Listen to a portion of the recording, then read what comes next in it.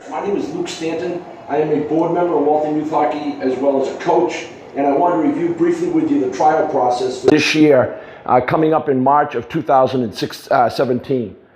First and foremost, there are 5 groups that have to try out: mite, squirts, peewees, bantams, and midgets. And they all follow a similar path, but not exactly the same.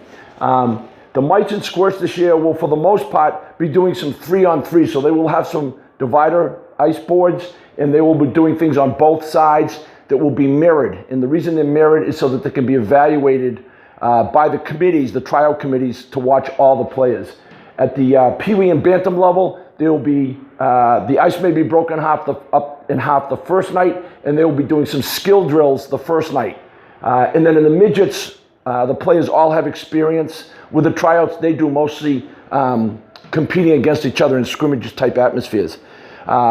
We get a lot of questions every year as to how the trial process works. Over the last month, Jan Thibodeau, the coach's representative, has been meeting with coaches, and as a result of that, at each level, we have a trial committee with 5 people, 1 board member, and 4 people who have experience with the tryouts. Not all 4 of those people are coaches at that level, but we usually like to have a couple of coaches at that level because they know the players and they know the talent.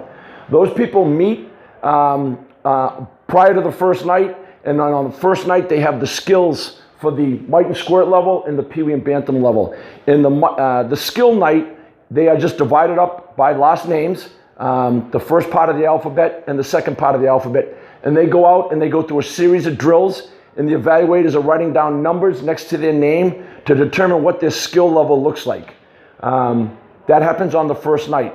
Those numbers and sheets are turned in by the trial committee to the board, and we have a person that runs all the numbers, 2 people, they cross-match each other. And when they do that, they come out with a list of players, and they're already starting to get rankings. The second night of tryouts at all levels, players will be scrimmaging. And again, they'll be divided alphabetically. So at the squirt level or the U10 level, for the first hour, the group A to whenever come, and the second hour, M or whatever it is, to the end of the alphabet come, and they compete against each other. And what's interesting to note about that first night where there's a scrimmaging is that the players are grouped just by by their last names, which means you have very varied skills. You have a player out there who's a returning 1 player at the squirt level, and he may be out there with a first-year player who's never played hockey. But what that allows the evaluators to do is very quickly separate the players. And that's what they do the second night. They come back into the boardroom the second night, and they again turn their sheets over, and they begin to discuss the actual rankings. That's the second night of tryouts. The third night of tryouts, there's a big gap between the second night and the third night. And the reason we do that is after the second night of tryouts, we have the coaches come in. The coaches who have coached the players this year. So at the squirt level, the returning squirt coaches, or the squirt coaches from this year, and the mite level coaches whose players have been moving up will come in the room. Prior to that night, Jan Thibodeau hands them out, gives them notice. They have to rank their players, 1 through 15 or however many players there are on the team. And those are formulated into a sheet, something like this, into a folder, and it's given to the trial committee. So they have those sheets. And they're sitting in the room with those sheets, and they have the coaches come in and look at how they have the players ranked. 1 through however many players there are, 1 through 80. They're not teams, but players are ranked. And obviously 1 through 15 would probably be your A team, et cetera, et cetera. And what the coaches do is they look at that list. The trial committee has this in their hand, and they ask them, how do you think this looks? And the coach may come in and say, well, you have 1 player up a little too high. He maybe should be pushed down a little bit. And you have another player that is down a little bit who could be pushed up a little bit. And what the committee does is they meet and decide whether they want to take a closer look at that player. And when they turn in that sheet, it's graded a little differently in that they take the player's name, and if the coach asks for him to be moved down, they put a red next to his name. If the coach asks him to be pushed up a little bit, they use a green, it comes out in a green number. And all that is the input of the coach as to what the trial committee should be looking at. And it's also important to remember, because the coaches have filed a list of their player ranking prior to that night, that a coach can't come in and suddenly look and say, I want all my friends to go up higher, because they already have a ranking of the coach how we rank the players. So they make them stick to that. But sometimes it happens that a player that the coach had ranked as number one, the tryout committee held him down a little lower, and the coach may come in and say, well, actually, the player that you have ranked as number one was really my 4 player. I think my 1 player on my team should be up a little higher, and he could maybe switch with that 4. So by doing that, we tweak it so that the coaches can have a fair amount of input, but more importantly, the tryout committee has a better sense based upon what the coach said. And then the last night, we have competition, and the players are divided up by skill. The first hour, the lesser skilled players. The second hour, the higher skilled players. And what we do is the players are playing against each other.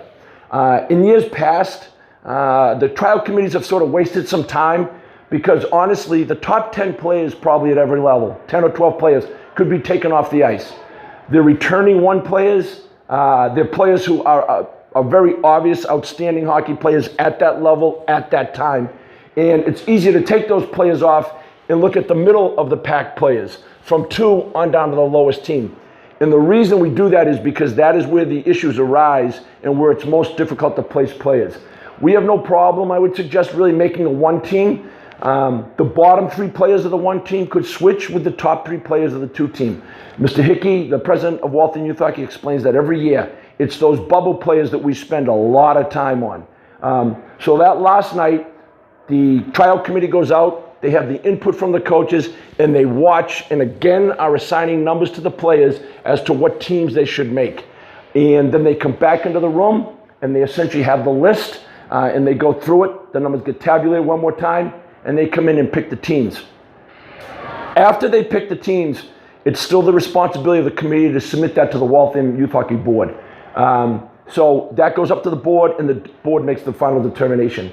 I say that because during tryouts, we often hear lots of wild rumors that the teams were picked, this player's making this team, and it's really not final until we have the board meeting and we go over it. The second thing to remember is not every player can make a 1 team. Waltham Youth Hockey is a community-based program. If your child's trying out for a club, as you know, you can try out for their 1 team, their 2 team, their 3 team. If you don't make it, you're not in the program, you're cut. Waltham Youth Hockey does not cut players. We find a place for every player. And while you could argue that mistakes are made, I would respectfully suggest to you that there's a 2 player that could probably play on the 1 team. That happens every year. But there's not a 3 player who should be playing up on the 1 team. It really just doesn't happen that often, if at all. But in the end, that's how the tryout process works. And I give you some advice for your children. Number 1, they should get a good night's sleep the night before. Number 2, they should understand it's a tryout.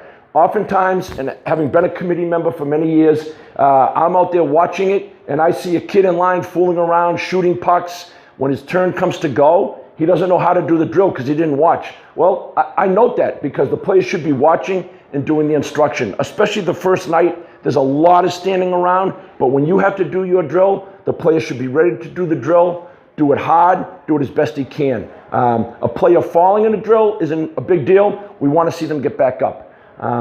That's the tryout process. If you have any questions, you can speak to the coach of your team and he'll shoot an email to Jan Thibodeau or ask Mr. Hickey and we'll answer your questions. Best of luck with your tryouts, and we appreciate you being part of Waltham Youth Hockey.